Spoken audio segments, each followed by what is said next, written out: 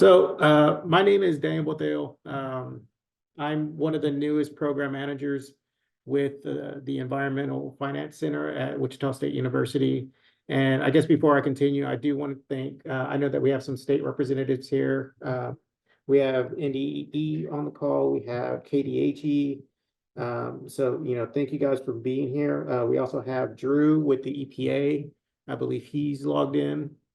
To me, it's really reassuring to see that, both the federal and the state governments are, really getting behind their utilities and trying to support cybersecurity. Hopefully we can prevent cyber attacks from happening. It's always much more cost effective to prevent it rather than be reactive and deal with the aftermath. So I'm really glad to see that, federal government and state agencies are, attending these kind of presentations and hopefully, getting with your utilities to, reassure them and make them aware of the resources that are offered both at the federal level and at the state level. A lot of the utilities the communities that we meet with and the communities that we help, they're very small populations and they need as much help financially and resource-wise as possible. So thank you guys for being here. Again, my name is Daniel Boteo, one of the newest program managers with the EFC. My presentation is going to be pretty surface level, introduction to the area of cybersecurity as it relates to utilities. After I do my presentation, Joe Jabbar from the School of Computing is going to dive a little bit deeper into the technical aspects of some of the more recently reported attacks. He also goes into kind of like the mindset of these hackers and how they attack utilities.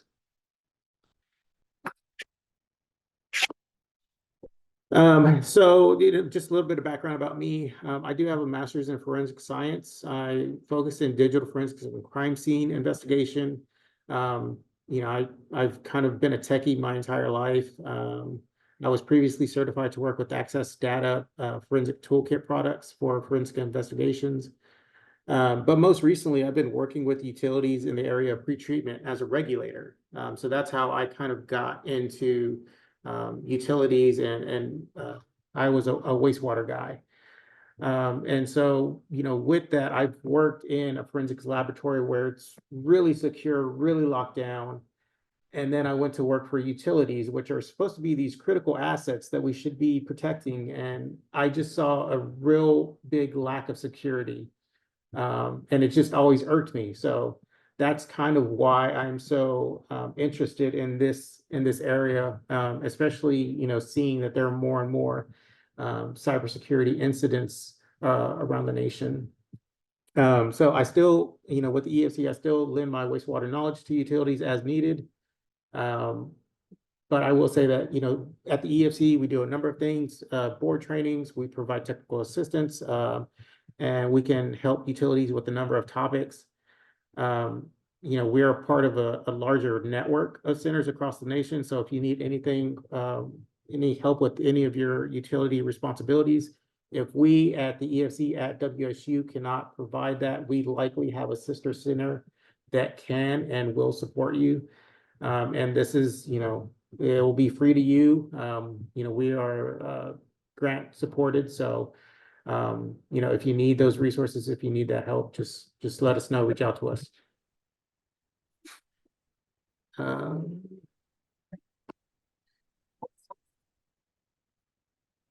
So let's get right into it.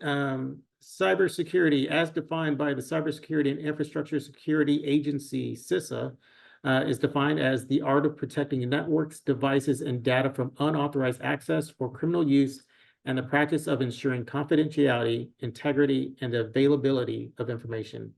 So basically protecting your system from intrusion, corruption, or getting your devices bricked. If you are not a tech person and you don't know what it means to get something bricked, just think of like when your iPhone, if you've put in the password wrong too many times, and eventually the phone is just like, the phone is locked, you can't use it anymore. That's what it means to get your device bricked. And so if we're talking about asset management and protecting your assets and your devices, if there is a cybersecurity attack that potentially bricks your assets, this is definitely part of asset management and protecting those assets that you have paid for, or maybe even continuing to pay for. So, if cybersecurity has not come up in conversations in any of your, like CIP or, future planning, it needs to be a topic, because as time goes on, our utilities are going to get much more technology integrated into them. I personally foresee a future where, you're going to have a lot of AI in your utilities so that your sensors and your different parts of your treatment are communicating with one another to increase efficiency. But, with that, we need to ensure that these networks are secure. So hopefully by the end of this presentation, you may have a better idea or a better understanding of what this definition that CISA is putting out, what it means, and everything it is trying to convey if you already don't, or if you don't already. But why does this matter? So the America's Water Infrastructure Act 2018, it was enacted October 23rd, 2018. And in particular, it amended section 1433. And in it, it basically says that, for community water systems serving a population of greater than 3,300, they need to conduct these risk and resiliency assessments. This is focused on community water systems that serve a population greater than 3,300 that is cumulative. So if you sell your water to another system that is using it for community water, then you have to add that population to your total. But regardless, even though it's currently focused on the water side of things, I firmly believe, being a wastewater guy, that if water is doing it, wastewater should be doing it. To a certain extent, a lot of times wastewater will come after. Like, so regulations will hit water first, and then a little bit later on down the line, wastewater will get some of these similar regulations. But when we're talking about stuff that's going to be protecting your assets, if water is doing it, I really believe that wastewater should be doing it as well. And even if you are not a community that meets that 3,300 person threshold, EPA recommends, and I recommend as well, everyone should be doing this. And the EPA is actually willing to support this very small systems. So if you go and visit this website, you can find a number of resources on the EPA's website for community water systems that serve less than 3,300. The website listed here has more information, including SOPs, templates, and links to additional resources. There are a couple of sessions that I've been keeping an eye on for some time. So I don't know if Drew can get us the inside scoop on these two presentations or not. But I think I've been following this for these two presentations for about the past two quarters.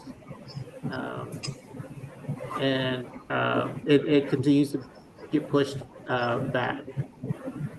Drew, do you have something to say? Something to add? Hey, Daniel, I'm sorry. Yeah, I just wanted to say that, yeah, unfortunately, I don't work on this team who does this work, so I don't have anything, to mention further for, these events coming up. I think really the best thing would be just to contact that email below if there are any questions, so we can get it to a team member who can assist.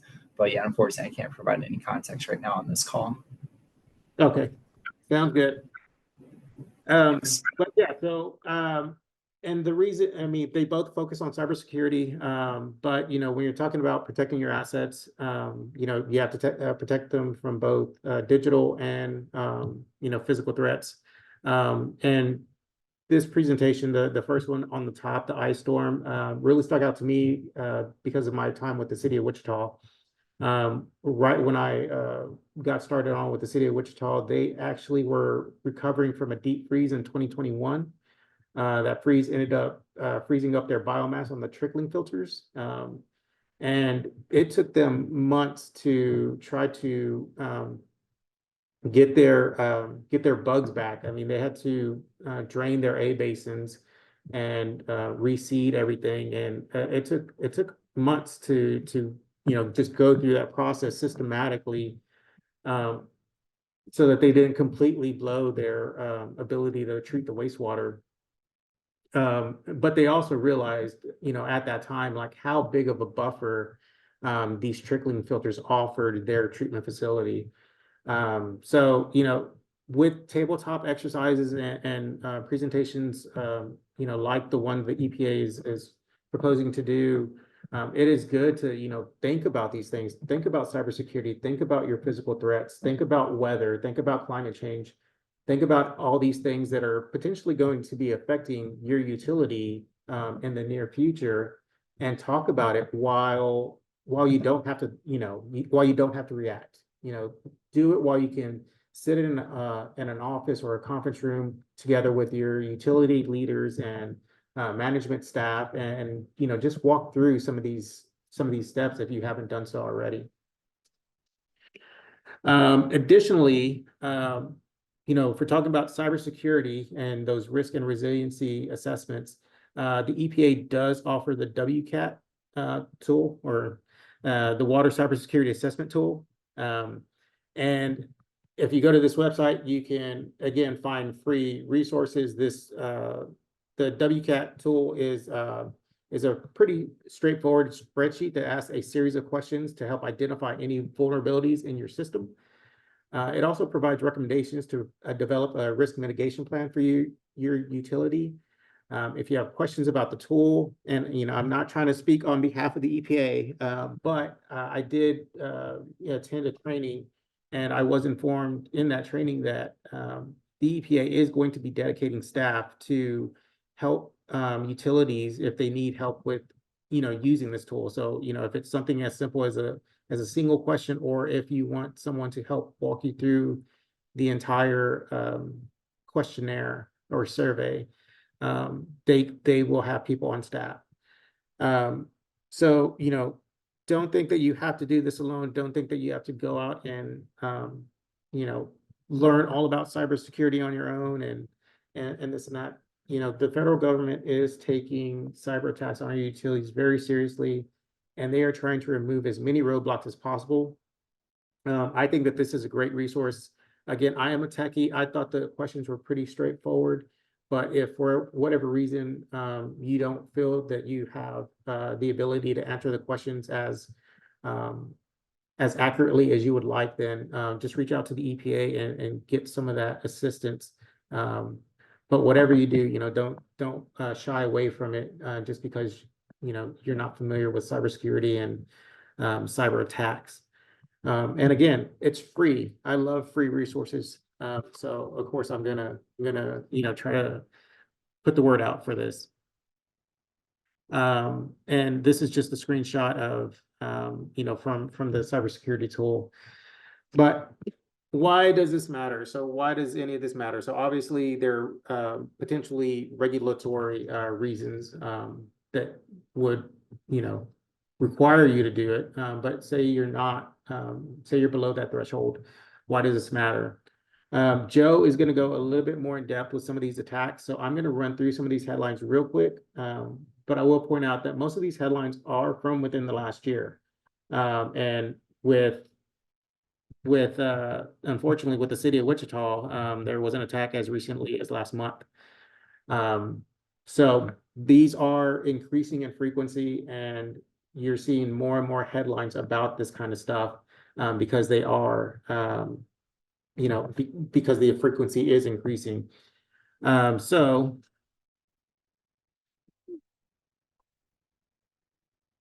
This is a large Texas water utility. This was the Dallas tax appraisal office. They ended up getting hit with a ransomware attack.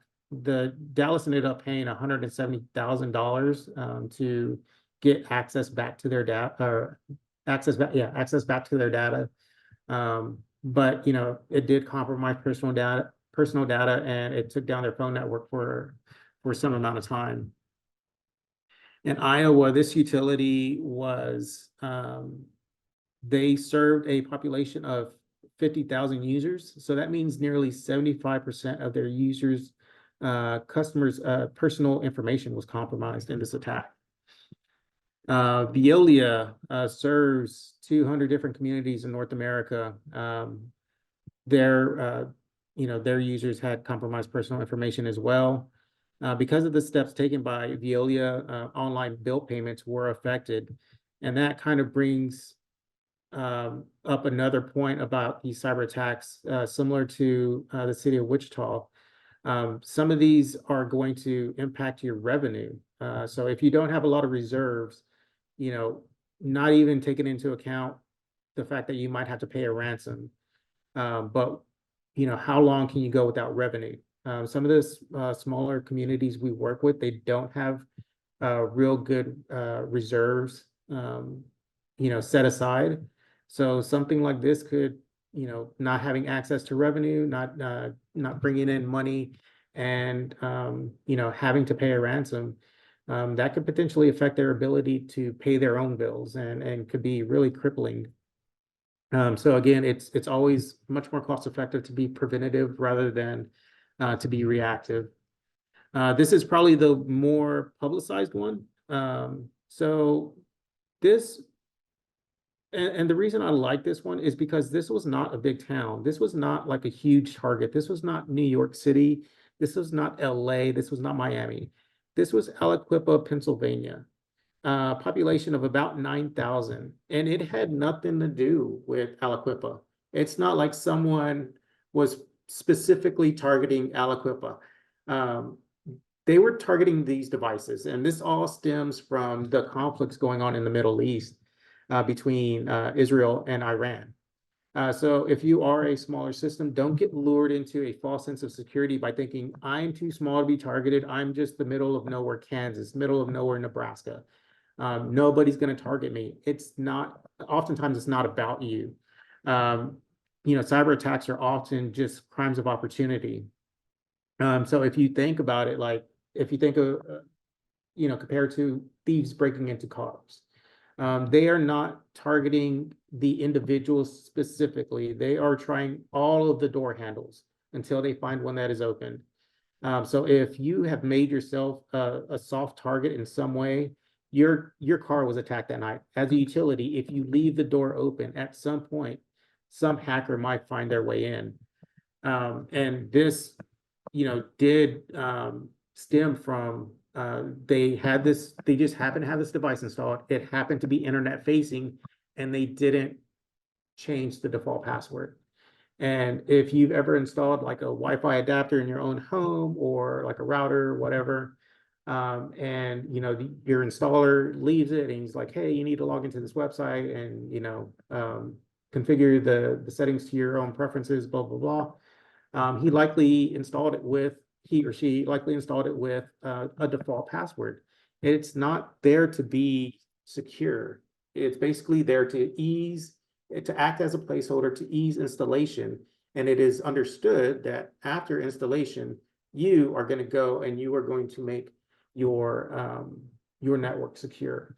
And so when we start talking about utilities, are you installing devices that have internet-facing software associated with them?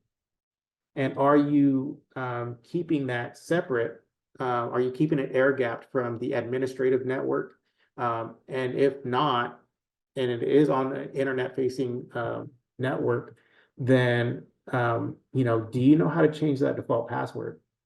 And so, the CISA training I took earlier this year, that's what they were trying to promote, like having someone either in IT or, creating a new division of operational technology, someone that is tech savvy, but knows your devices. When we start talking about PLCs and SCADA and all this, there's so many different operating systems out there. You need to have someone that is tech savvy enough to know which questions to ask when you are inviting these new devices onto your facility. And like I said, city of Wichita got hit recently. And the city of Wichita's response, they had to disable some of their systems, such as online library services, transit payment systems, and online utility bill payment services. So that kind of goes back to, do you have revenue reserves to accommodate that? The bill payment services for the city of Wichita weren't down for long, but if you don't have the reserves, and if you as a community or a utility are going month by month, then that could be very disruptive, um, and that could lead to other stresses on your utility. And so some of the things to think about is, if you lose access to your revenue stream, how long can you stay in the black? How abundant are your reserves so that you can weather a storm such as this? Do you have backups that you can use to restore your system? Can you pay the ransom? Do you pay the ransom? How big of a hit can you take as a utility, district, city, community, whatever? The Kansas Supreme Court, they got hit in October of last year. Obviously compromised confidential information and records and stuff like that. And what I like about this example is just that Cake News, which is a local news station here in Kansas, they recently did a story, I want to say last month, where they followed up with someone who was impacted by this.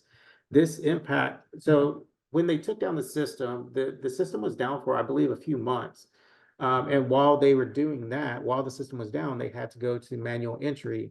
And so they had this huge paper backlog. When the system finally got back up, they had this huge paper backlog that now they need to digitize on top of all the work that continues to come in. And so that's just another example of how disruptive this can be. And so in this interview that Kate conducted, and this was in maybe April or May of this year, so now we're talking like 8 months after the fact, there was still a person that, wasn't able to start his job because he couldn't get his background check completed. This actually affected a traveling nurse friend of mine who worked in Kansas for maybe 6 weeks, went to California to accept her new position. When she was there, they were like, sorry, you can't start because we can't complete your background check. So some of these attacks have these lingering effects that are hard to quantify and hard to really, put into easy terms that, we know exactly how this is going to happen and how this is going to play out. Sometimes they're just things that just happen that have these lingering effects that you can't foresee. I personally have had my car broken into several times, and I will tell you, it's very, it's not a good feeling. But one thing that I noticed the first time I got my car broken into is that there were things that they took that I didn't realize they took until weeks after, and that's the kind of lingering effects that a cyber attack can have on a larger scale. Like there might be some things that you don't understand or don't realize, like, oh, because this system got taken down, that affects this, and it's kind of like a domino effect. So it can have some lingering and far-reaching impacts. And so, the EPA did issue an enforcement alert earlier this year. This was just May or this was just last month. And in that alert, they warned that 70% of water systems inspected do not fully comply with the requirements of the Safe Drinking Water Act. And when we're talking about cybersecurity, there is some low-hanging fruit. Like, don't think that this is going to be this huge investment that is you're gonna have to install all this tech and hire all these people. Depending on your system and your vulnerabilities, there might be some low-hanging fruit that won't cost much, but you will have to build a cyber awareness culture so that people know, how to avoid, getting hit with a cybersecurity attack like this. And ransomware is definitely been in the news a lot. But, not all attacks are from boogeymen from overseas, and we'll get into that a little bit later. But I just wanted to talk about, so ransomware, how do they do it? One of the most common ways of doing ransomware attacks is USB drop attack. So basically, the USB thumb drive has malicious code on it, and so when you install or when you insert it into your computer, some things auto execute, and now you have this virus on your computer, and it spreads throughout your network. So that's one of the more common ways of doing it. But there are other types of attacks that include key logging. So basically, you have this software on your computer that has been installed without your knowledge, and it's just taking out every single keystroke you put in.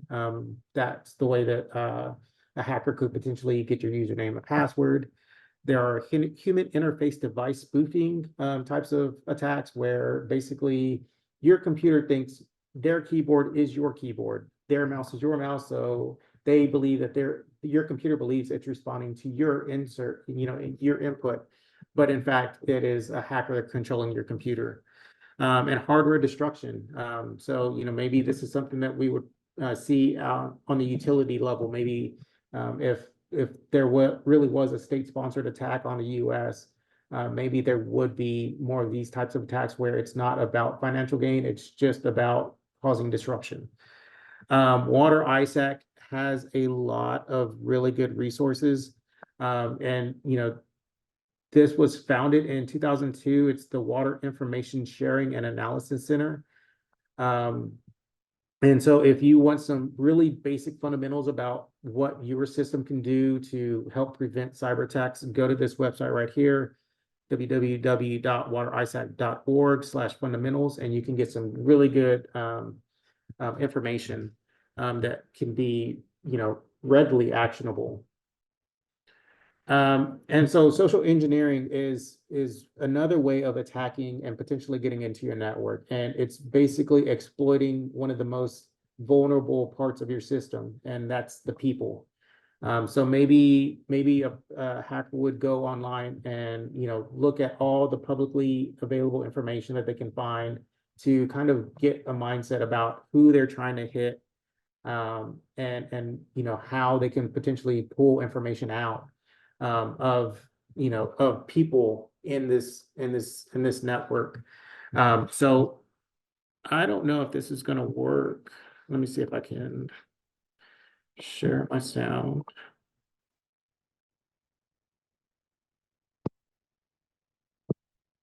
So you agreed to get hacked?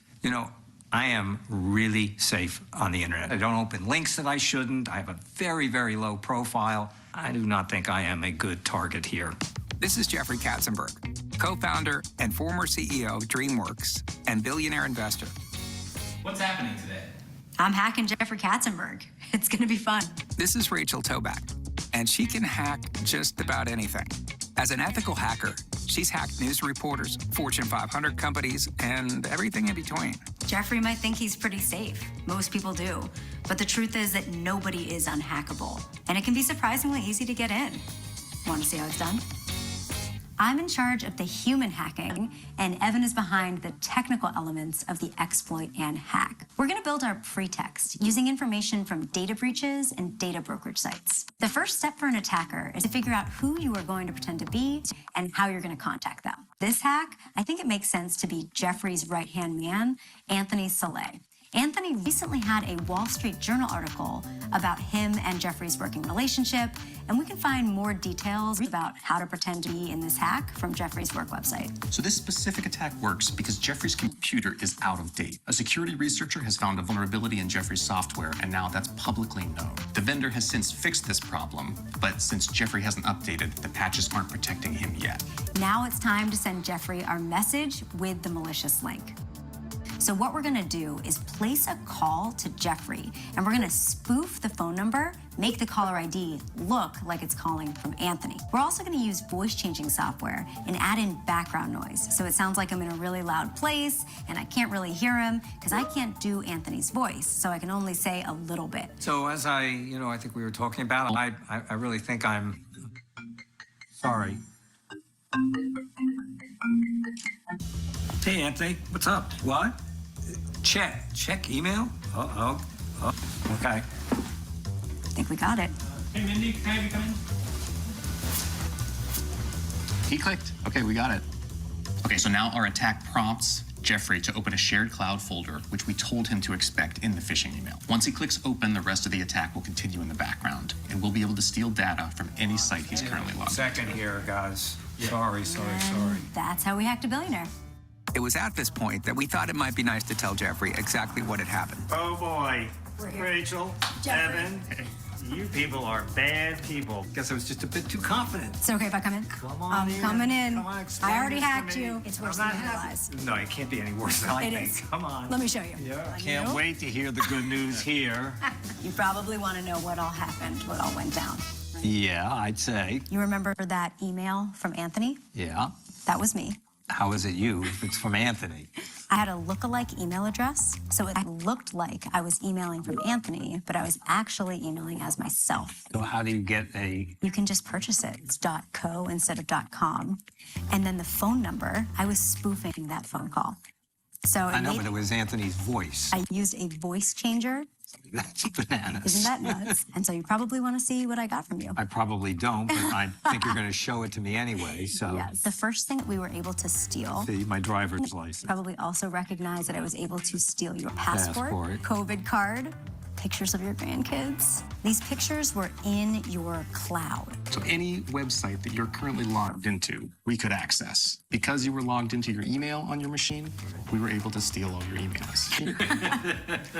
Because you clicked the malicious link and your computer was out of date. So you know how that little thing will come in on the side and it'll say, update your computer Yeah. now? And you're like, no, thank you. Right. I would rather do anything else. And enough of those weeks built up, and we had a known vulnerability with your computer out of date that we were able to leverage against you. You are really malicious. So we were also able to steal your contacts, which is scary because, you know, you're a pretty connected individual. When you are hacked, there's a huge blast radius among you and all of the people that you have connections with. You remember when you got that phone call from Anthony, Yeah. right? Well, unfortunately, when you click that link, we were able to gain access to your mic, and we didn't even indicate that that mic was on, and we were able to listen in on your call. So you want me to roll the footage back for you here? No, I take your word for it. All right. I'm gonna play it anyway. Oh, I'm sure you are. Remember that call? Yeah. You don't even really use the internet that much. No, I have a super low profile, and Right. it's amazing just how vulnerable we all are. I know. It's scary stuff. Thanks for being a good sport. Thank you for nothing. All right, you guys, get out of here. Okay, so, but yeah, that's effectively how they would, you know, a social engineering attack. So I want to wrap up really quickly. You know, like I said, not all threats are external, some are internal. Here in Discovery Bay, this was a water treatment facility over in California. Basically, they had a contractor on site. While he was there, he installed a gateway that allowed him to access their network from his personal computer. And then after the job was done, he went in and uninstalled that OS and turned off all their servers. And then this is a little bit closer to home for us here in Kansas. So basically a disgruntled worker, they did not, you know, properly deauthorize him, or they're using shared passwords. And so after he left or was fired, he went into their system using those shared credentials and affected their chlorination process. So yeah, so I just wanted, you know, to kind of raise awareness for cybersecurity. Again, you know, building that cybersecurity culture is, you know, one of the first steps, and just talking about your own vulnerabilities, doing the risk and resiliency assessment, using that WCAT tool to identify potential vulnerabilities in your system, and getting with your utility leaders and starting to make a comprehensive plan about how y'all want to attack, you know, cybersecurity, or you know, what is really needed, you know, based on your assessment, you know, how much cybersecurity work do y'all really need to do? Anyways, I'm going to kick it over to Joe Jabbar. I ran a little bit long. I think, you know, KLM, they did a great presentation. So we're running a little bit behind schedule. So I'm going to kick it over to Joe. I'm going to go ahead and end my sharing. Joe, do you have the ability to share?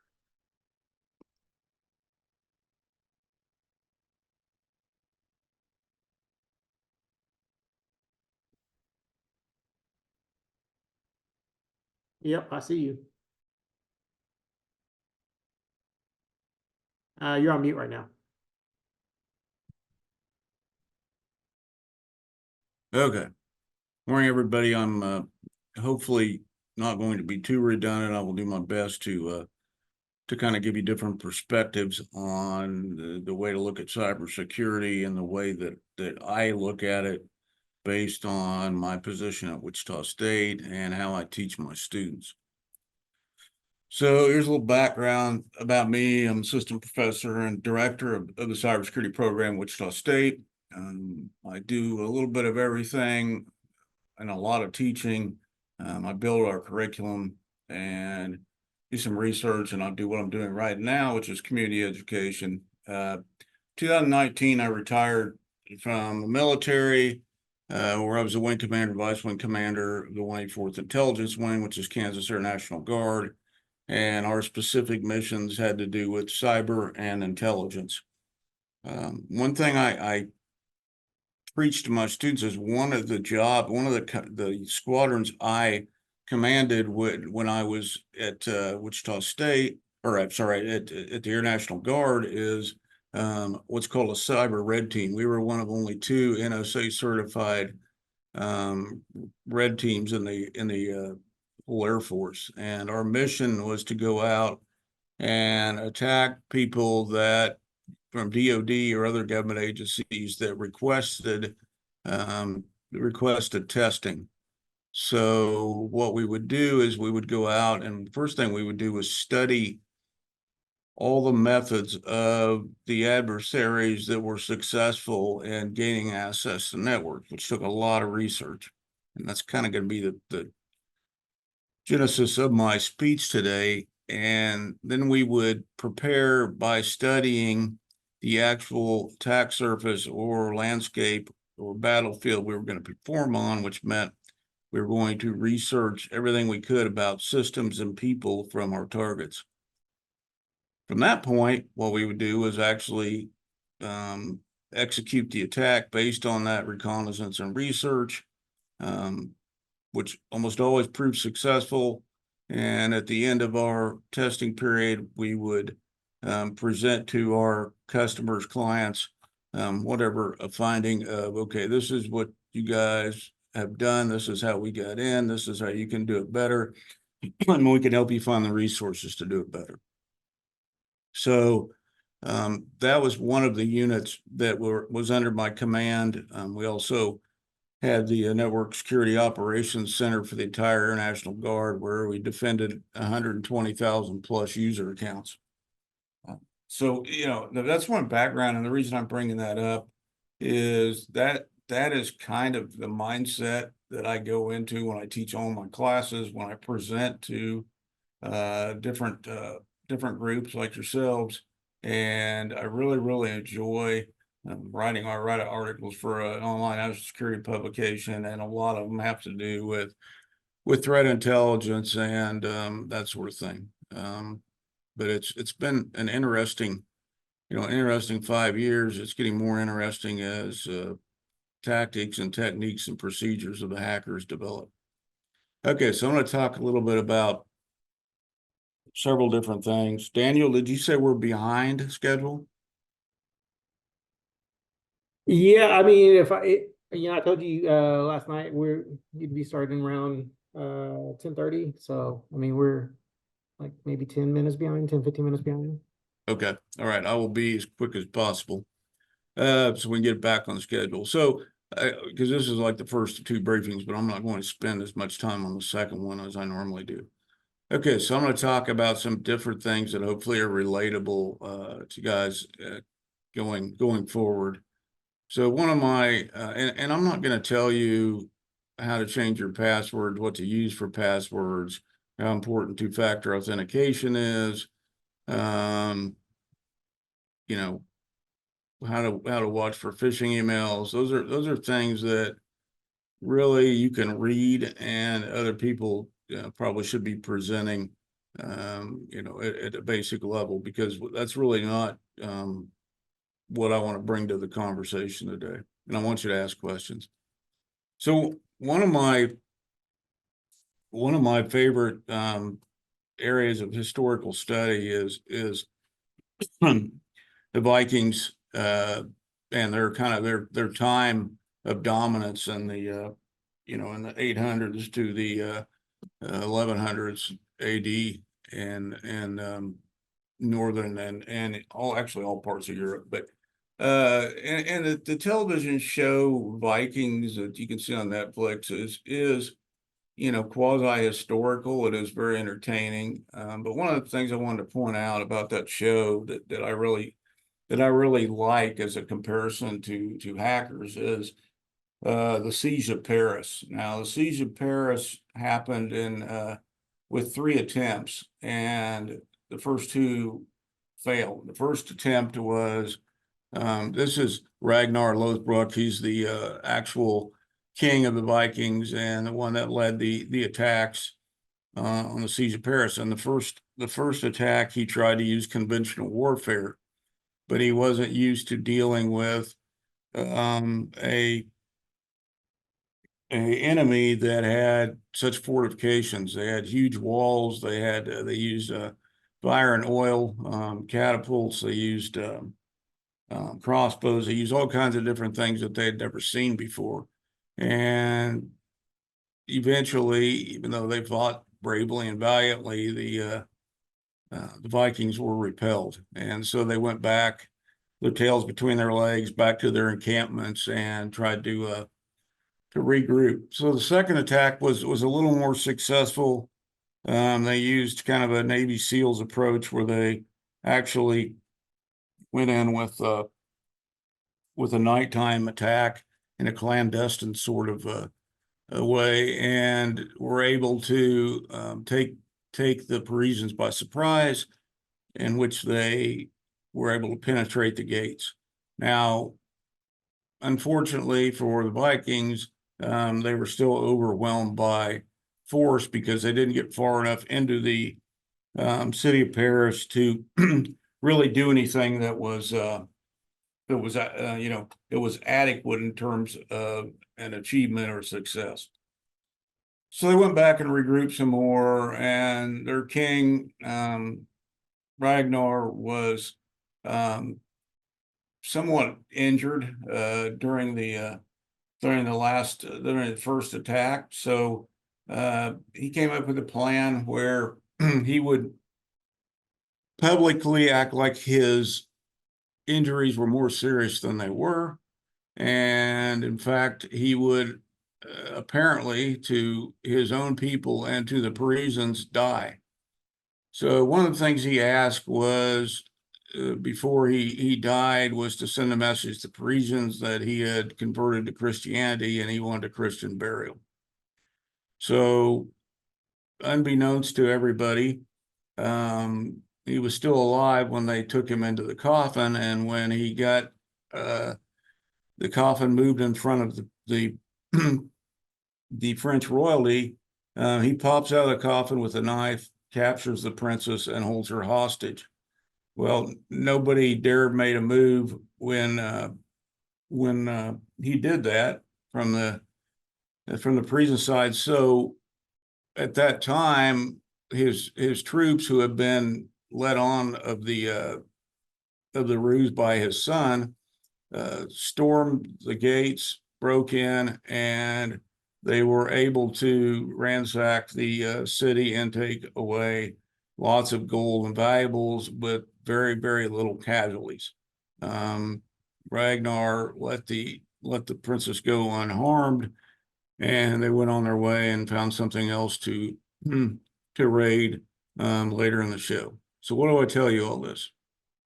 Well, I tell you all this is because there are so many different ways to get into your network. And these are some of the ways, mostly these are almost all the ways. You can do it through personal contact, where you basically trick somebody through social engineering into being somebody else, and they hand you credentials just, without question. The other attacks are through Wi-Fi.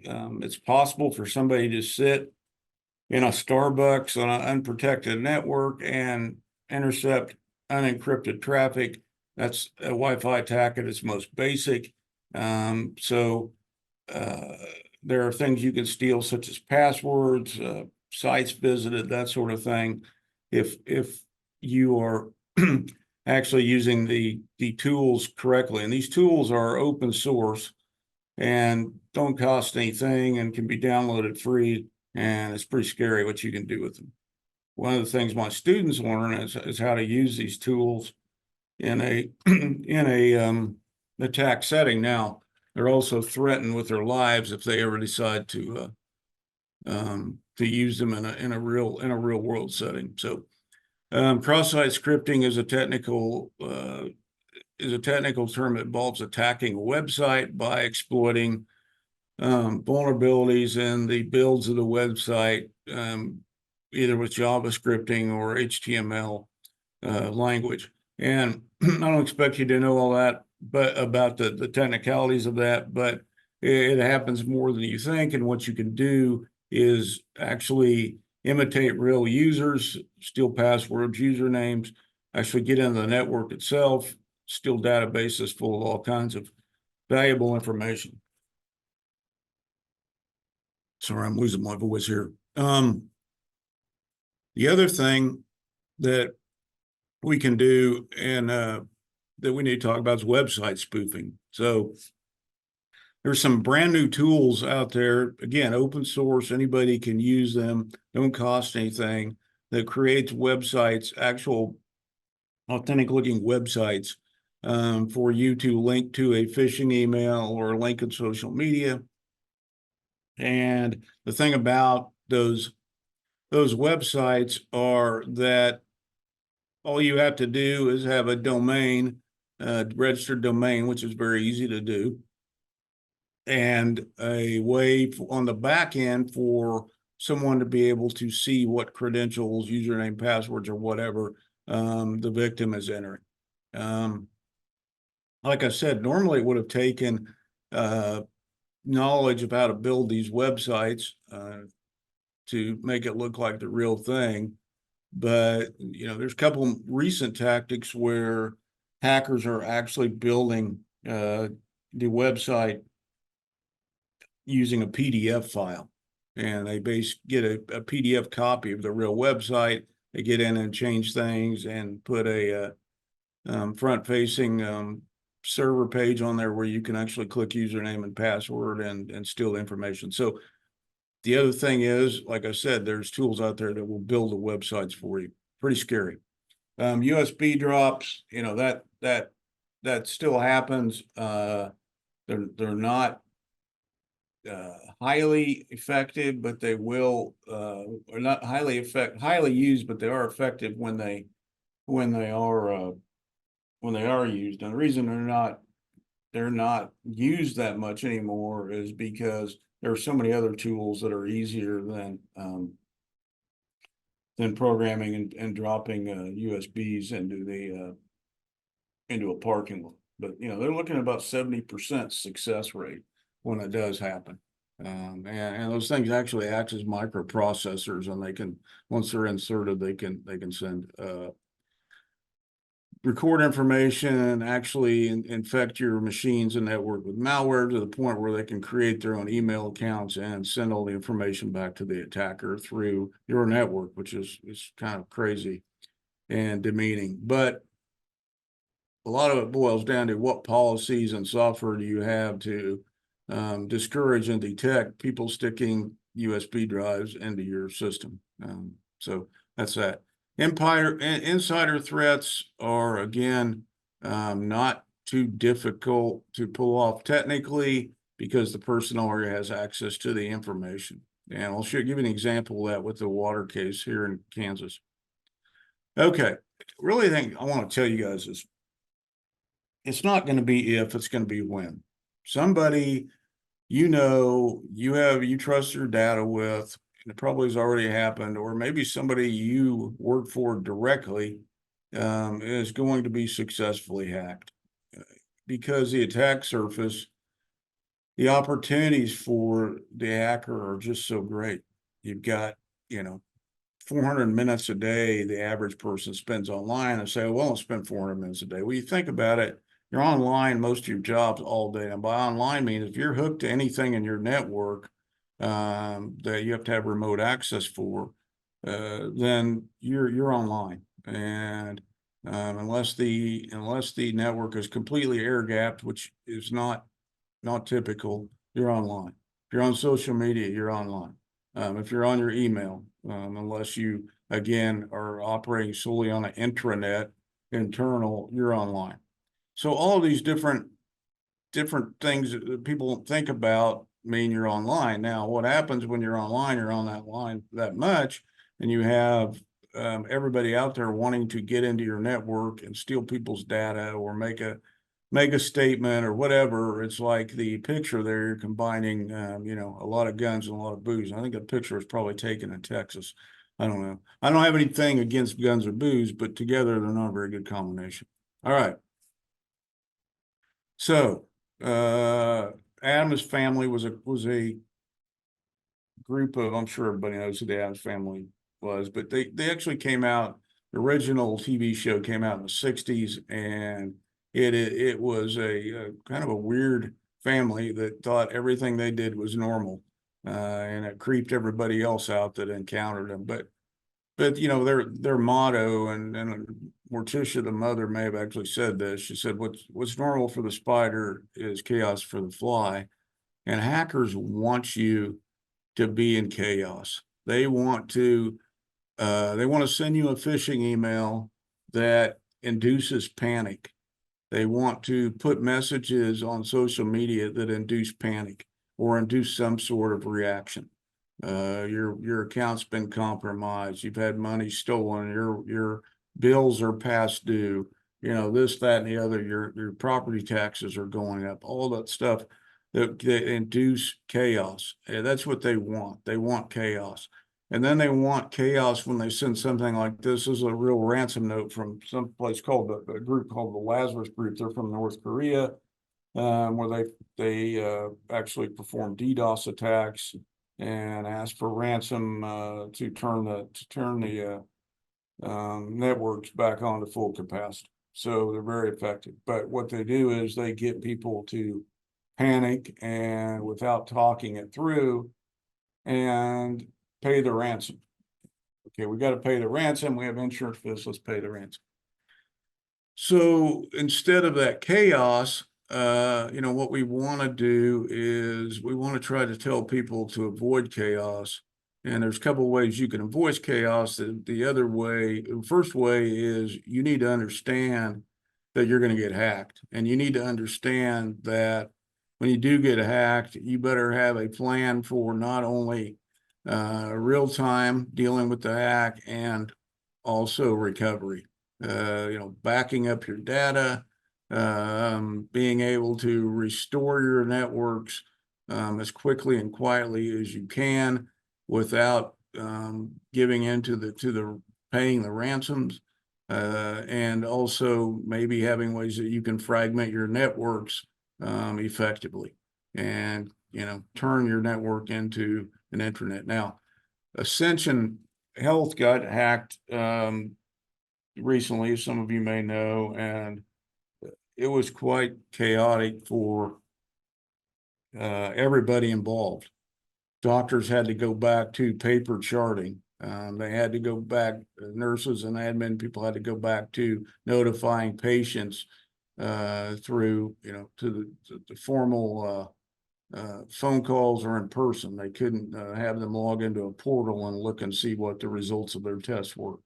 So all of this stuff caused a lot of chaos, and reviewing medical records that they couldn't get to, it was really a pain.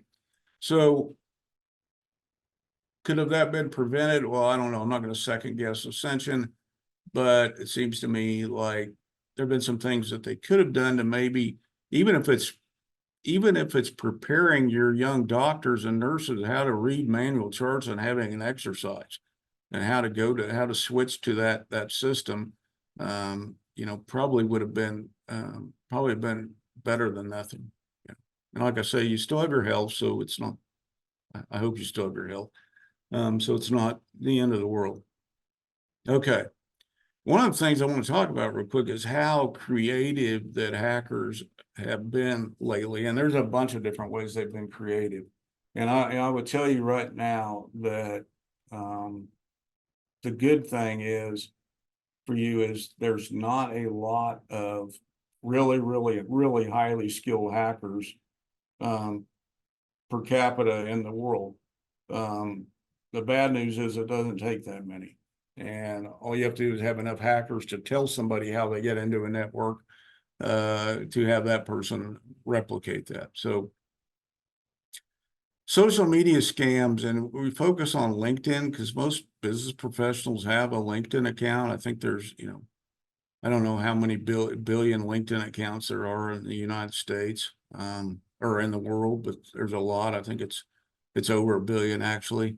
And what happens on these accounts are they take a fictitious username, build a LinkedIn account with it, put in information that is not real, and find somebody that may be connected to their actual target and try to connect with them.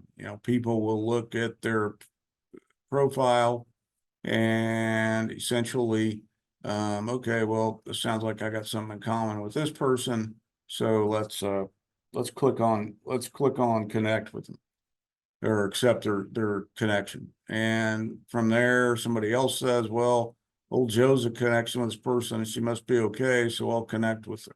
Then on and on and on. Finally, this person has 18 or 20 mutual connections with their actual target, and then they can begin their operation. And their operation is simply building trust with this target, and to the point where the target actually gives them information voluntarily, or they send a malicious link.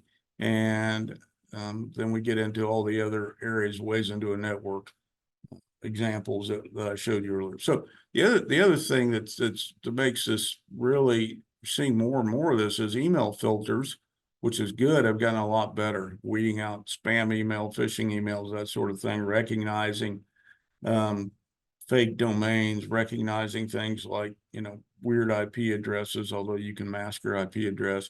Anyway, all that stuff has gotten better. So they're trying to figure out ways, hackers are, to go around email to get people to click on links.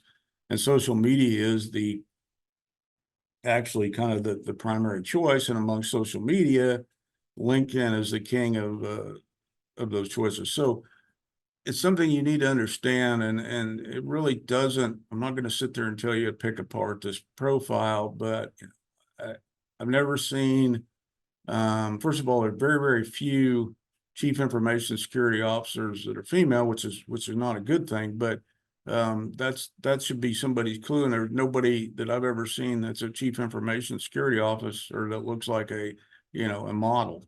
Most of them are, old like me and bald and male. But anyway, the point is, some of this stuff should have raised bell and whistles. I looked at a lot of things on this. This is actually done by a Russian hacking group closely associated with the Russian government. Use a lot of the same tactics when they use disinformation operations. So but if you read through this and you look through this, all it says is do some background checking on these people. Don't take it for granted that they have mutual connections, because people are going to connect with people that are your connections. People are going to connect with people without really digging into it. So happened with me at Wichita State, a guy that purported to be somebody that was retired military. I had 18 mutual connections of mine, all of which were at Wichita State. I looked at the guy's profile and I said, well, that's weird. And then I looked at something else. I did some background research on him, and I said, promptly messaged all the people that had connected with him and said, you need to get rid of this guy ASAP. It's a fraud account. I reported it to LinkedIn. LinkedIn does a pretty good job of stopping these accounts, but like I said, it's like the Vikings. They're going to keep trying until they get one of these accounts through. And that's just a fact. Okay. All right. I want to talk about going back to what my second point was. I want to talk about preparation, and this my red team days. We had bomb shelters back in the Cold War days, and actually, really at the height of the Cold War in the 60s. And I was too young to ever participate in bomb shelter threats, but they exercise them, and they exercise them quite quite often, and they were very, very well prepared. Now, I'm not trying to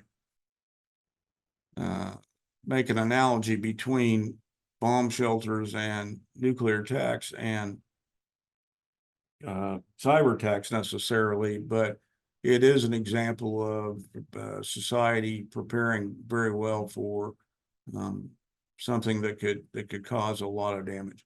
So I go to my dad played football for a little town in Oklahoma. You may have heard of Alva, Oklahoma.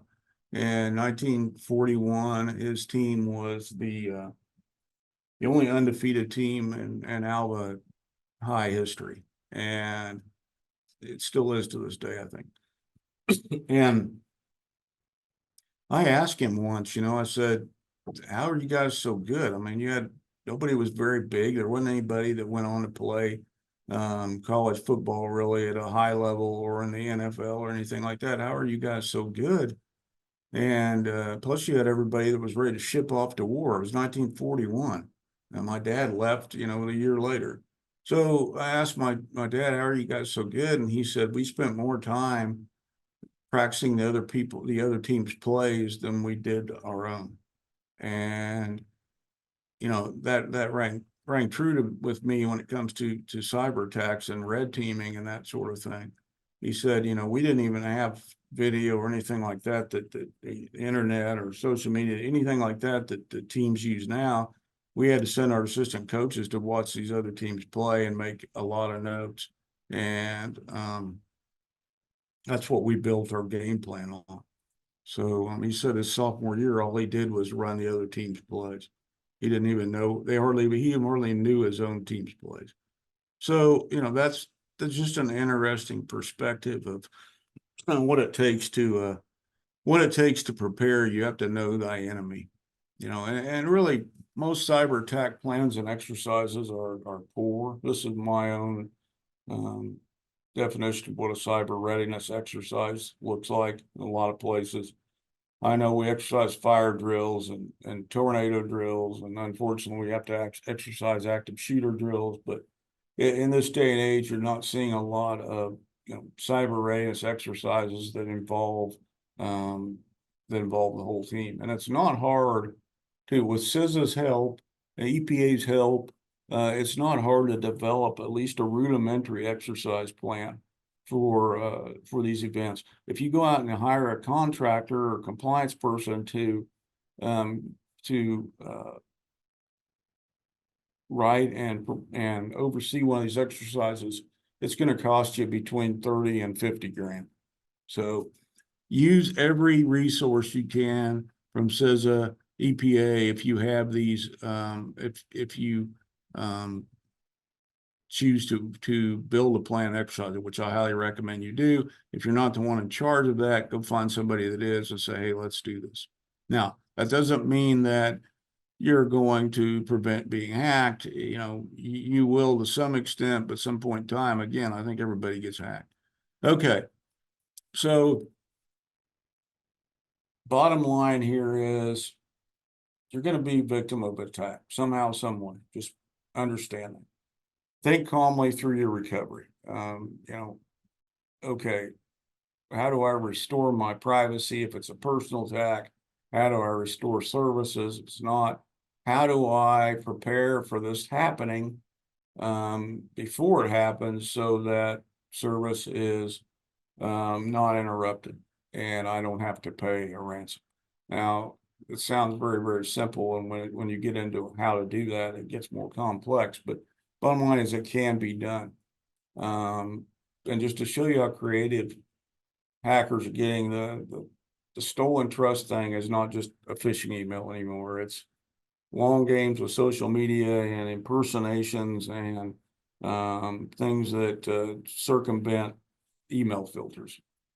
And like I said, I don't think we have enough planning and exercising for cyber events like we do other crisis events. And so that's something, if you aren't in charge of it, I would suggest you find the people that are. Okay. Any questions on that part of the presentation? I'm happy to answer any questions.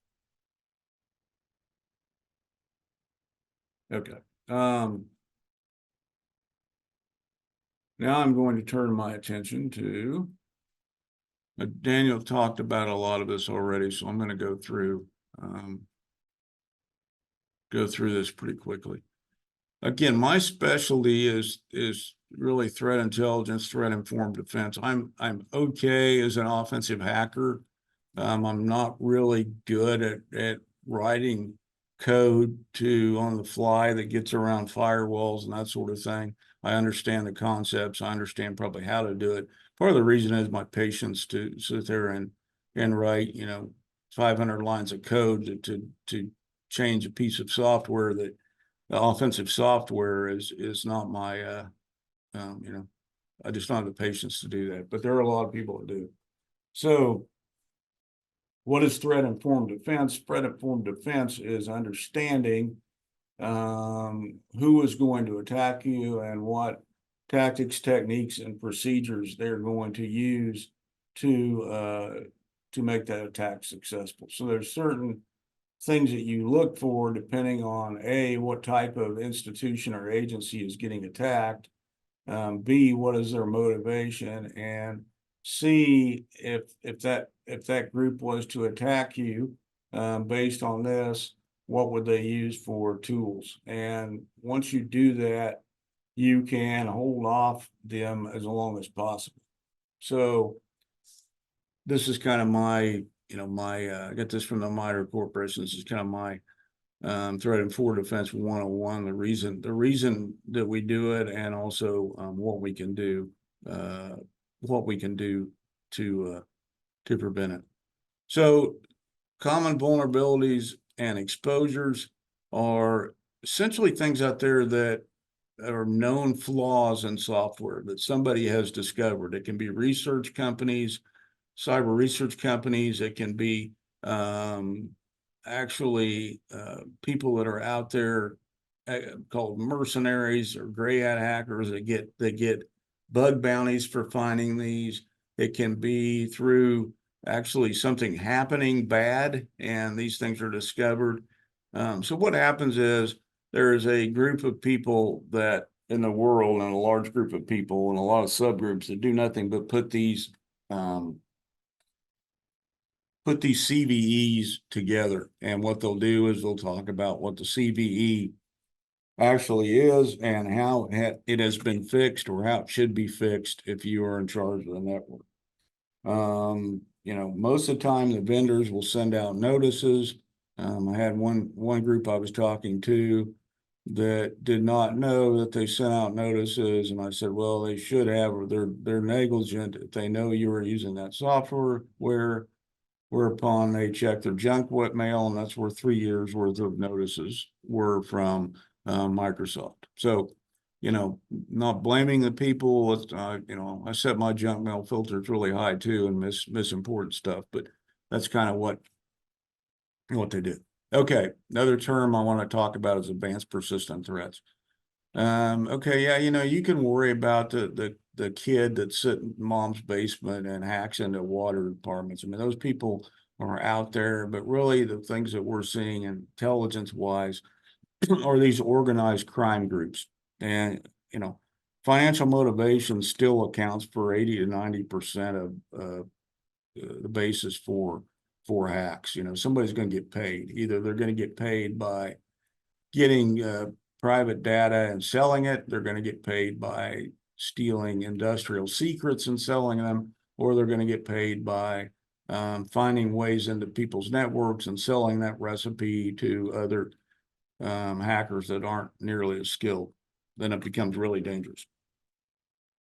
So these groups are all listed in through this agency called MITRE, which is a quasi-government agency that does a lot of threat intelligence work for the government and whoever else needs the information. So if I go to the MITRE APT groups, you can see the list of them there. And some of them are called multiple names. I always like to go to the big ones that are out there. One of the big ones is APT 28. They're directly associated with the Russian intelligence, government intelligence, and they're the ones that did the hack on the DNC, trying to affect the election. That was their motivation. They really wanted to attack to affect the election and find information that they could release to the public and or alter when they sent out disinformation.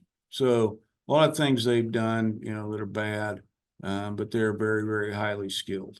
This talks about all the techniques they use. I'm not going to get into that, but by looking at this stuff, you can kind of, you can scout the enemy and you can prepare. If you can find out from CISA or whoever, EPA, that this place attacks, this outfit attacks your type of business or water departments or whatever, then you need to worry about that. And so that's kind of an example of an APT and what an APT does. Okay, moving on. So they use what I said earlier, tactics, techniques, and procedures.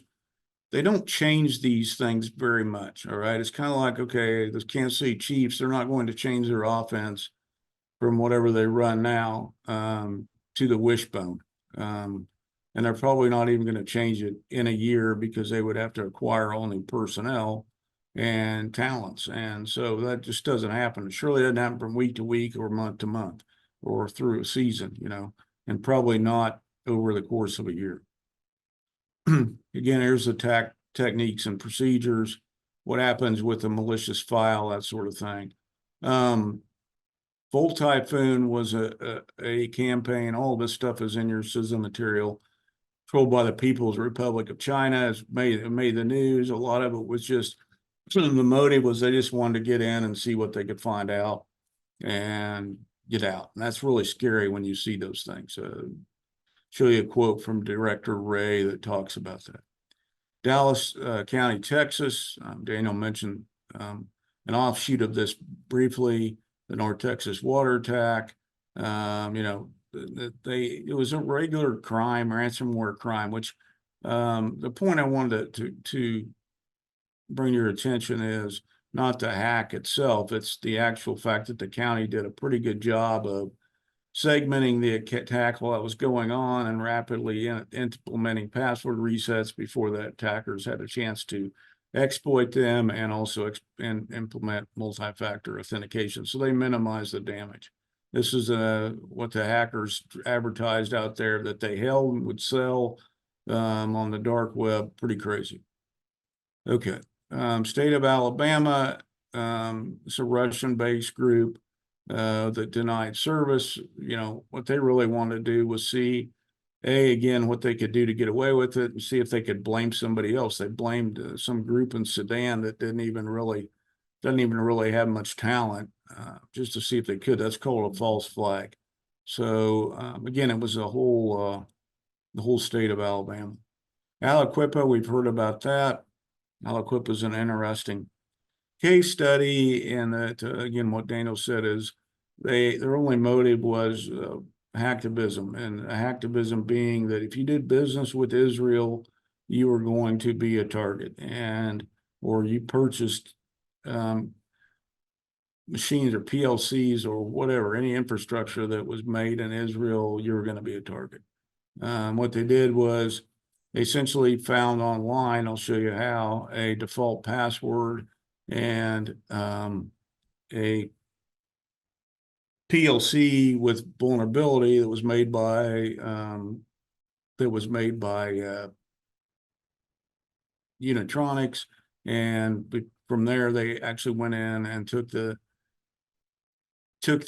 way to get into the network and where they had access to the PLC, used the default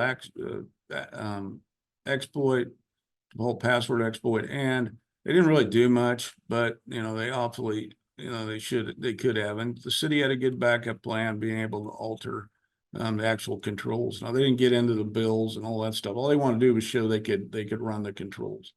So they had guys out there turning wheels instead of, machines running them. So it was a pain, but they did a pretty good job of recovery.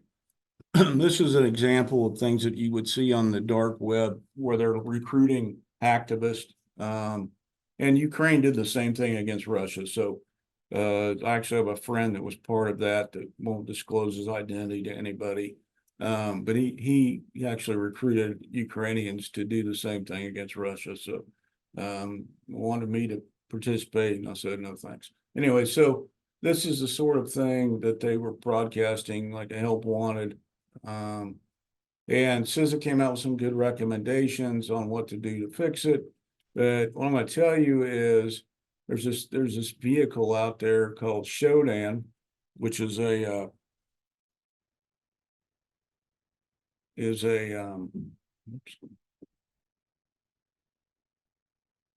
it up here. Shodan is a actual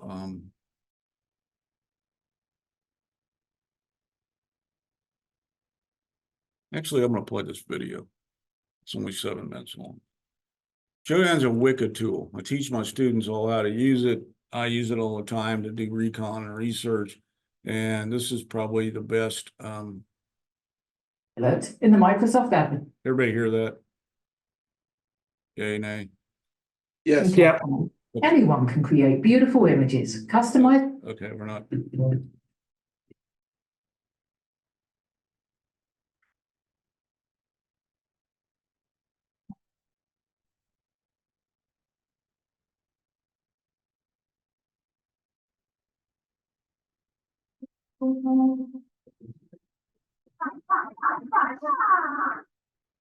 Turn it down a bit. So that just shows my ignorance, but that's okay. We're going to learn about it today. And we're going to start with what I've got written over here in ChatGPT, which is what is Shodan? So let's find out. Okay, so pretty cut and dry here. Shodan is a search engine for internet connected devices and services. It's a search engine for internet connected devices and services. Okay, let's kind of dig a little deeper here and find out. So I've got loaded in here. What is the purpose of Shodan? Because I mean, that's cool, but I need to know a little. All right, so Shodan is used to discover and catalog devices and services on the internet for various purposes, including security research, network monitoring, and vulnerability assessment. Okay, so it's just a way of detecting everything that's out there connected to the internet. Is that correct? Am I correct in thinking that? Let's keep going. All right, so now I got to connect it a little bit more into the cybersecurity world. So I need to know, got loaded here. How can Shodan be used for cybersecurity purposes? Let's find it. Identifying vulnerable systems. So not only does it know that what's out there, it knows if it's vulnerable and in what way. Assessing network security. Okay, monitoring for threats. All right, so it not only is it detecting your system and my system, which probably are typically good systems, and we just get on the internet and we'll check our baseball scores and move on, but other people aren't as friendly as you and I. Feel like that's one of those public service announcements. You and I, we're good, but other people, they're bad. All right, back to it. Okay, so and then investigating incidents. So gathering data on historical devices, configurations, and vulnerabilities. Okay, cool. So it goes out and makes sure, see what all is out there, good and bad. So that's cool. All right, let's see, what else? Oh, let's see, it says down at the bottom, it's essential for both defenders and malicious actors. So ethical use is critical. Okay, so yeah, the whole yin and yang thing, good and bad. All right, so the next question we've got here, I want to know, what can you find using Shodan? Okay, so that's what it's finding, everything that's connected to the internet, open port and services. So that's information about what services are running on these devices. Okay. Device and service details. So like banners, software versions, and configuration information, vulnerabilities. There they are. And geographic locations, the physical locations of devices. So not only that you're on the internet, but where you're at. So, you know, you're watching. Okay, so let's see what the bad guys want to do with this. So I've got here, how do hackers utilize Shodan? Hackers can misuse Shodan. It's just, come on, this is just, you know, hackers can misuse Shodan for malicious purposes. That is a tough word to say when your mouth is dry. Identifying vulnerable systems. So searching for devices with known vulnerabilities to exploit. You know, reconnaissance, gathering information about target networks like open ports and services. Data leakage, okay, discovering exposed databases, webcams, and sensitive information. And attack surface analysis, evaluating an organization's internet-facing assets for potential weaknesses. Okay. So it's important to note that using Shodan for unauthorized or malicious activities is illegal and unethical. It probably thinks I'm trying to figure out, how can I use this to do bad things? And I'm not, I'm just trying to learn. So, so let's move on here with the final question, which I like to ask on most of these episodes. Some of them I haven't talked. What is a real life Shodan incident? What happened? No. So one notable real-life incident involving Shodan occurred in 2014. A security researcher discovered a critical vulnerability in several industrial control systems, or ICSs, used in critical infrastructure. Oh, okay. That's not good. These systems controlled things like water treatment plants, electrical grids, and more. The researcher found these systems using Shodan. Okay. So we were able to figure out the bad things that were happening with Shodan and be able to figure out, oh no, something bad is happening, and go in and fix it. So the vulnerability could potentially allow an attacker to take control of these critical infrastructure components. The incident raised concerns about the security of such systems and the more importance of addressing vulnerabilities promptly. Okay, it demonstrated how Shodan can be used for both security research and identifying critical risks. So that's pretty awesome. So Shodan is our friend. I mean, they can also use it for bad too, but we can use it to find the bad guys and to clean up their messes. All right, well, thank you once again for joining me on Cybersecurity 101. I hope you learned a little bit of something about. Okay, so he explained what Shodan is. Now I'm going to go to Shodan and show you what I can do with it. Oops. As related to the Aliquippa hack. All right, so Shodan has levels of membership. You can actually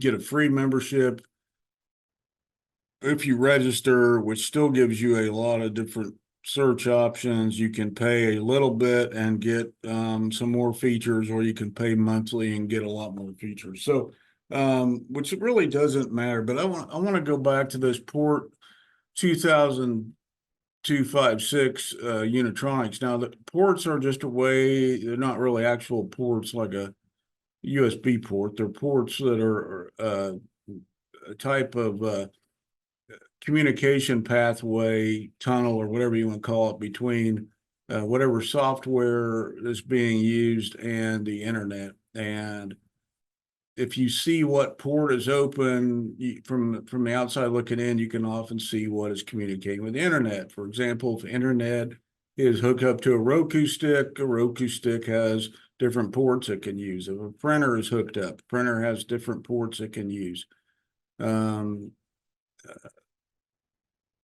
Logic controllers have their own different ports they can use. Cameras have their own different ports they can use. So I want to go to port 20256, which is something that the hackers are focused on. I want to go to Unitronics, and I want to hit the hit the search button. And what it will do is it will pull up everywhere in the world that's been detected of what is using port 20256 with Unitronics software. All right. So then what you need to do is there's a lot of different types of Unitronic software. So if you hit this and you start looking, you can maybe identify the things that relate to, relate to water. This would be one. So if you click on that, then you can see all the people out there that have not heeded the CISA advice. And I guarantee you, if a dummy like me can find this within a span of 2 minutes, and hackers can find it. They specifically will focus on those materials made in Israel. So what they do is they click on this and they get more information out about the specific,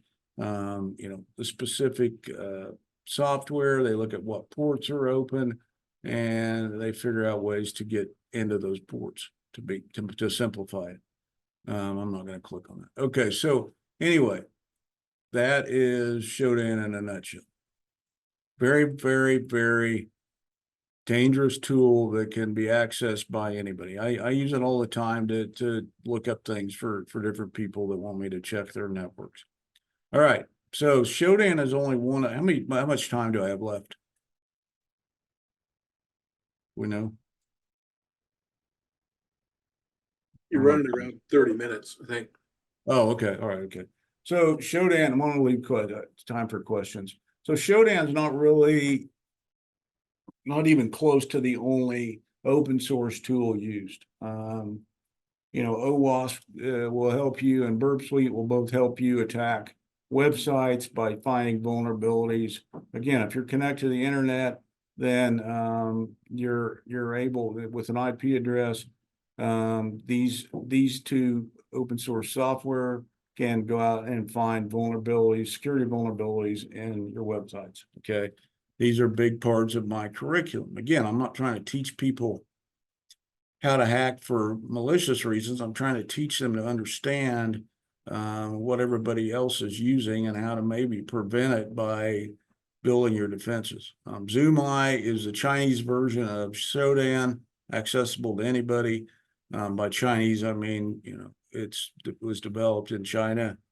SQL Map is another one that can go out and find SQL databases and networks and SQL databases on different things out there on different websites. Metasploit is a whole suite of hacking tools, again, that you can run a bunch of stuff at once on a network and find vulnerabilities. Census is a lot like ZoomEye. It finds vulnerabilities through systems. NSLOOKUP and Nmap scan different networks and find open ports. They'll also find different types of software being used when things were last updated, and other potential useful information. And then if you want to focus on people, obviously you get in the social searcher, which you can put in a username and find out specifically who is associated with that username. Oftentimes people don't change that username, so it's pretty obvious that they're going to be using it from multiple accounts, which will allow you to use to perform a social media type attack like I was talking about. Through people search, there's a wealth of information. All these don't cost anything, at least for the level. ChatGPT, like the guy in the video was using, they've actually reined in, because of ethical and legal reasons, reined in what ChatGPT will find out for you. LabHost is another one that will basically, you can build your own workarounds to defenses. It's pretty scary. Cloud shows information on the cloud that is not properly secure. It's called leaky buckets. And then sock puppets are how to build a fake account and get it through the filters on the social media company websites. Okay. All right. So everybody talks about the dark net. Well, guess what? All this information is not just on the dark net. It is on the clear net, or the open web, the web that we are on. There's a site called Breach Forums. I think they've been shut down, but then they pop up again as something else. I was registered on that site just so I could poke around, see what's out there. Now to actually get the information, you have to take a couple extra steps. which I was not willing to risk my security doing, but these are the sorts of things you can find out there. Ways to get into accounts that have been proven, stolen logs, databases, places to go get DDoS services, that sort of thing. And this leakzone.net is another one. A lot of this was awfully started for gaming people that want to game code cheats and that sort of thing. But now it's more than that. Now we're getting into obviously ways to steal services like Spotify and Netflix and all that stuff, and way to get in people's account, and then different databases and passwords. And just show you how important it is to change default passwords on routers and logic controls and all that stuff. You can get online. GitHub is a repository of different things, mainly coding projects. It's kind of hard and difficult to navigate your way around if you don't know what you're doing. It's something I knew nothing about when I came here from the military, but I've learned how to do it. And if you go through this GitHub, essentially this GitHub site, it's got all of these default passwords for normal software, routers, etc., and username. So it's pretty, I'm trying to get it to the point where I want to show you what it can do. Yeah. So you go here. Here's all the passwords. A lot of them are not, and administrator names, not real tough. And there's cameras on. There's these sorts of default password lists out there for everything, cameras included. So again, it's not just routers and PLC. Okay, talk quickly about this case. I have Tom Enns, is a retired FBI cyber agent that works next to me as faculty. We're really lucky to have him. He's probably as good as he is as good as it gets in Kansas for cyber forensics. Our students don't realize how lucky they are to have him. But he investigated this case, and one of the things he pointed out was one of the first cases, if not the first case, that was ever prosecuted criminally under the EPA, tampering with the water system, because they actually have a criminal part of their agency regulations. So if you look at this, this guy, he said, didn't really do anything sophisticated. He left because he was mad about something. We don't really know what. Maybe it was because his dad didn't work there anymore. Said something about maybe he's mad because he's getting penalized for pension rollovers. We're not real sure about that. But the bottom line is he still had access to a bunch of credentials. He understood, what in a small agency like that, you often know how to back up or backfill another person's primary role, which he did with one of the people that worked there. So what he did was he took these credentials and he formed the attack and shut down the water system. And really the lessons learned from this is when somebody leaves, obviously you need to take away their credentials, but you need to change everybody's credentials that are still there in case they have had access to them or looked over somebody's shoulder or whatever. So judge gave him probation because he was just really kind of a dumb kid that really had never been in any trouble before, just did something stupid. But the point is he could have done a lot had he wanted to. Bacteria could have gotten the treatment in the water, there's all kinds of things that could have happened. So Viola is one. I don't know much about this case other than I pulled it up to show you that it's a third-party contractor that companies and agencies are hiring to manage infrastructure, utilities, that sort of thing. And, and really they didn't worry too much about the actual infrastructure and the PLCs and controlling water. This was just purely for financial gain. Kind of like the Colonial Pipeline case. They didn't really go in and start shutting down pipelines. That was Colonial because they didn't want the malware to spread. And that's what happened here. But still, you shut down pipelines, you shut down water, it's going to have the same effect, even if you do it intentionally. So watch out for third-party contractors, security. Hopefully there's something, safeguards in place to make sure that their security is good too. I'll talk about this through something else. Okay, so what's weird is 90% of cyber attacks are financial based or financial motive, but it's not necessarily the case with what we've been seeing in water treatment attacks. We've been seeing a lot of probing, and okay, I showed you I can penetrate your defenses. So ha ha ha, you guys are at our mercy. We've seen a lot of that stuff lately, or hacktivism or political messages being sent. And really that's kind of bothersome because it could be blueprint for something really, really serious. One thing I wanted to talk about, is this was the comment from FBI Director Wray, and a company, he talks about the Chinese sponsored hackers. One company may have been a contractor or whatever for one of these water treatment plants, set up a honeypot, which means a kind of a trap to see where a fake avenue into a network with a bunch of fake data, and then we see how much data they steal and what they're looking for and that sort of thing. Well, they set this up, and hackers, it took them 15 minutes to get into the control and monitoring systems of this utility. And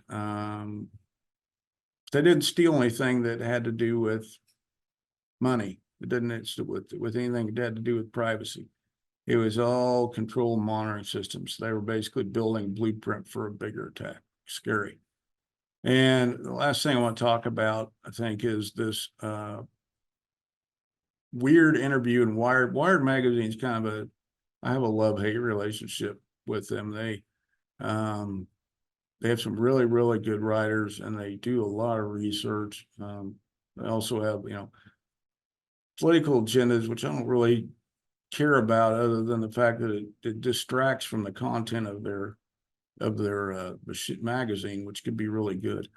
So they interviewed this group called Cyber Army of Russia. They're loosely tied to the Kremlin, which can mean that can mean a lot of different things. And one of the things that it could mean is they had somebody that worked for them that was former Russian intel, former military. They have a lot of the same talking points as the Russian government. But anyway, we don't know what loosely tied is. It may mean that they're just, they're actually have done work for them in the past, a long time ago.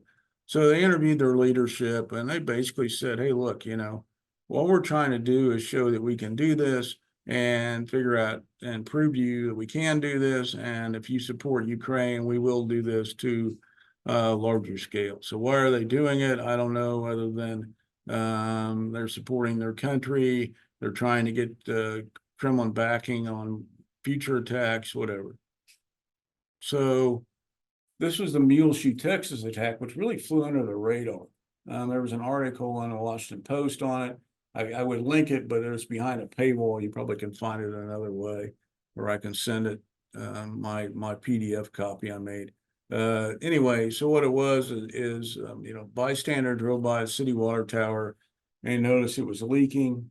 In 2 hours, tens of thousands of gallons of water flowed into drain pipes. Cyber Army of Russia basically claimed responsibility, and that was proven to be accurate. And they actually posted a video on Telegram saying, okay, this is how the hack was accomplished.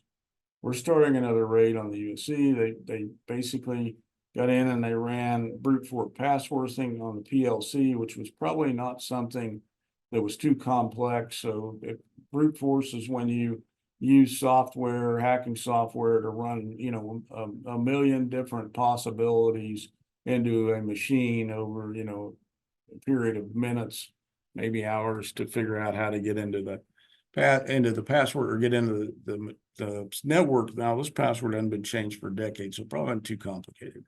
they did it basically psychologically, take effect on everybody involved with water protection, with utilities protection, infrastructure protection.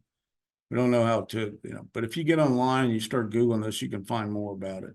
So my closing thoughts, again, is a lot of this stuff is pretty common sense, but leaders of agencies like city managers, they need to plan that it's going to happen. It's going to happen. You just need to understand it's going to happen. You need to exercise it. Like, okay, first of all, do we have a plan? First, do we have a plan that will allow for us to not have to pay ransomware? Do we have backups? Do we have a way to fragment the attack quickly? And do we have the backups separated so that the hackers can't get into them too, which is another problem.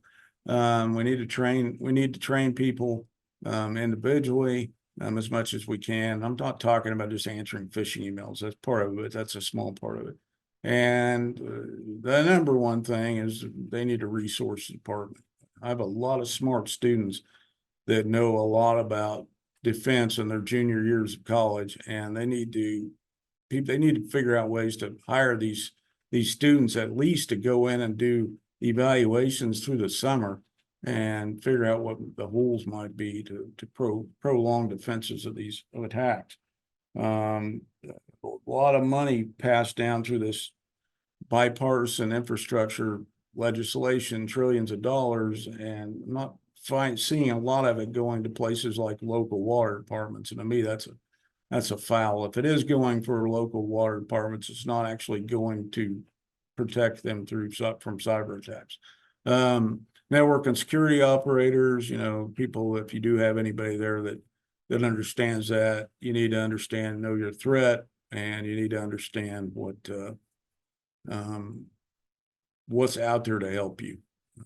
And don't be hesitant to ask for help. I'm always available to ask for help, but mainly CISA, InfraGard, joint advisories, that sort of thing. And then a lot of information out there on class actions. You don't want to get hacked, and then the double whammy is you don't want to get sued by the people whose data was exposed. And it seems like both of those things happen hand in hand now. Okay, again, threat and intelligence is undervalued. Know your enemy, and all I can say is embrace the conundrum. All right, this picture was actually taken at Woodstock, which I'm way too young to remember. Okay, any questions?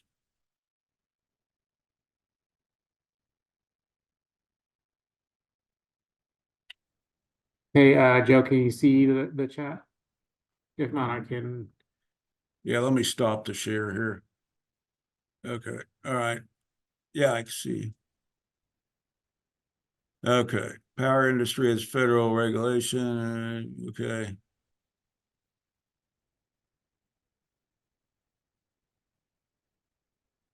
Okay, that's a good question. So, power industry has FERC, North American Electric Reliability Corporation.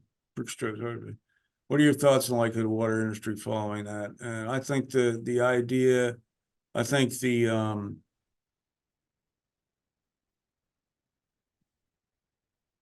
if it works, they will do everything they can to follow. And I don't know. That's the first thing you have to do is you have to study all these other standards. That's a great question, because part of the problem is, you will probably know, is that that all these different agencies have different standards, right? And so going from agency to agency, as I look at them, and I'm not an expert on every agency standards, but they're going to be different thing, and there's going to be certain standards that industry standards that are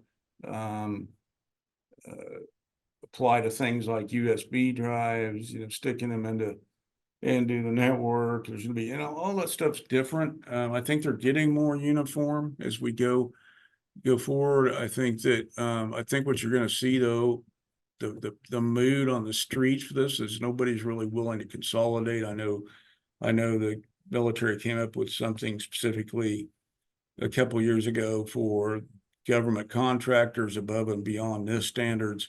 that they had to follow. So I think that they will probably take the best and create their own standards. I'm not seeing much consolidation or 100% following on these things.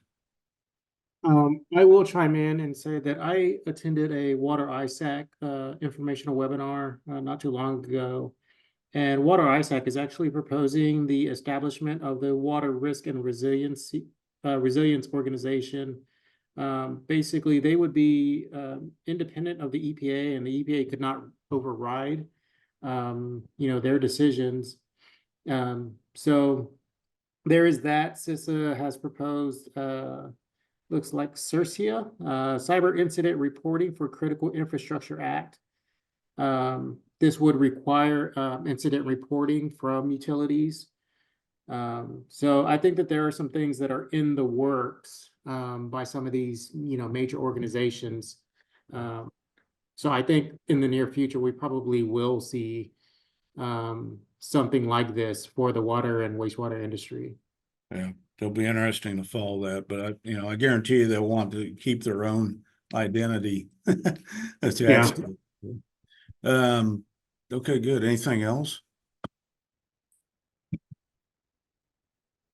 Like I said, I hope that was just a little different viewpoint than you'd get from a standard CISA briefing or whatever. Daniel can point you to all the resources that are out there. I'm trying to give you a little bit bigger picture on mindset and why you understand who's out there doing what is important. Okay, well, I'd like to thank everyone. Obviously, I want to thank Joe for spending some time with us and kind of giving us his expertise and giving you a different viewpoint on cybersecurity. If we don't have any other questions, then I will, let you guys go, and you get about 5 minutes of your day back. Again, thank you for everyone who came. Thank you, Joe. Thanks. See you guys.